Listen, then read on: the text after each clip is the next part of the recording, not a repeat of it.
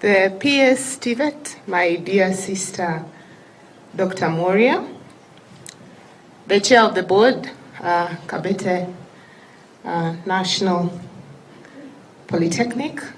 I came in and I said, what a beautiful campus. It's quite surprising. You don't think of it that way when you drive past it.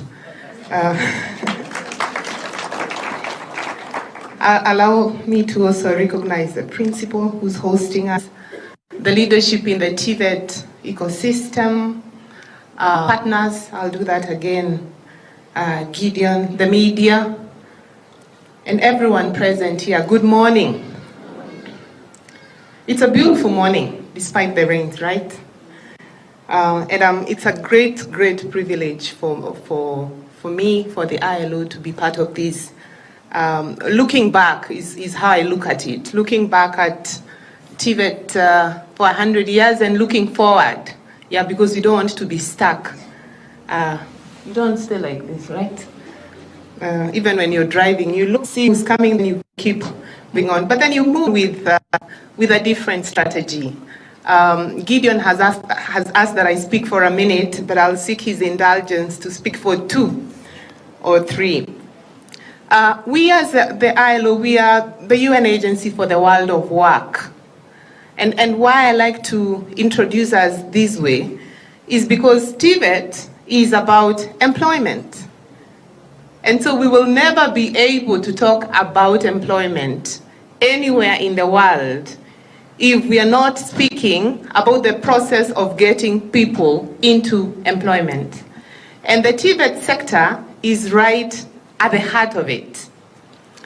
But also as the ILO, we are founded on the principles of social justice. And it's very simple that each and every one of us, despite where we were born, whether in America, in the global south, in the global north, in the global anywhere, we have an equal chance at life. And TVET is a great equalizer. We say education is a great, great equalizer. But TVET is a great part of that equalizer. And why do I say this? If you look at our transition rates to universities, yeah, they're still very small. And they will continue to be so. And they should not change. Are we together? Yes. Because the structure of the Kenyan economy is not to have 100% university graduates. What are they going to do? You know, when my friend from the chamber spoke, you want someone to fix tiles. Now it's raining. Last night I called our fixer, Walter. I said, Walter, I've seen some dark patches on the roof. Can you come and check what is happening on the roof? Are we together? That is the nature of our economy. We are saying we want to take the leap to industrialization. We don't need 100% university degrees to industrialize. And I have 3. So I have nothing against university education. But in a pipeline, in a company, you need 1 graduate and like 20 or 30 TVET graduates. And this is what industry tells us. KEPSA, FKE, Chamber. They say, but you're not giving us watu wa mkono. You're giving us graduate engineers. We don't need all of them. They're great, but they're needed really for a few things.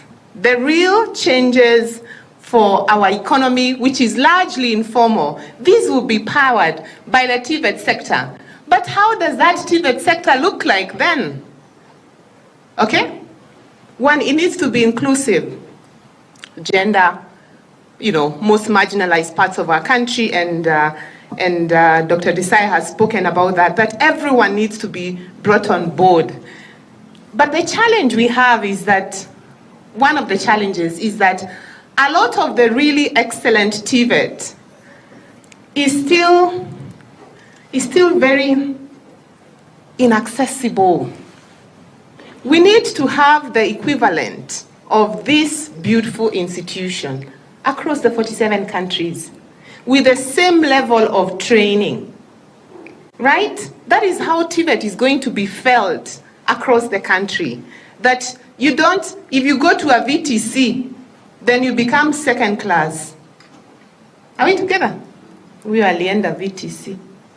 Mimi nilienda Kabete.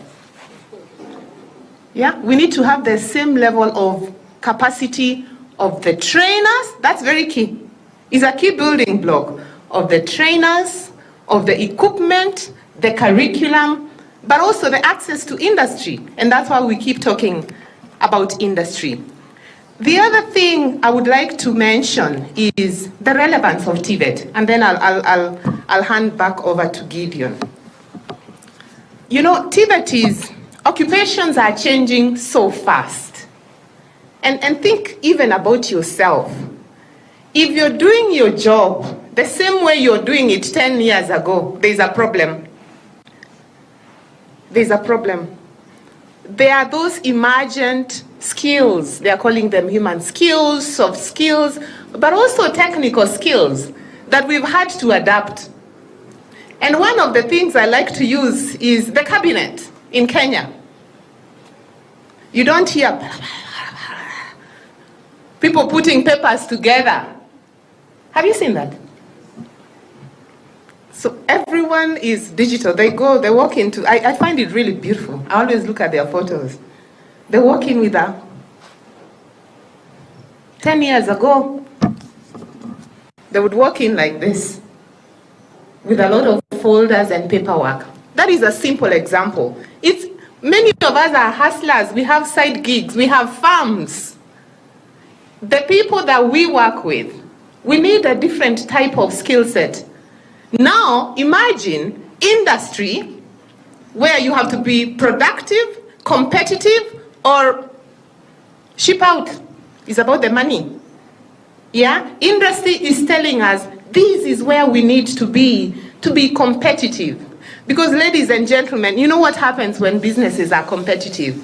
They make more profits, they grow, they expand to markets, and you know, for me, the most important thing is they redistribute the wealth.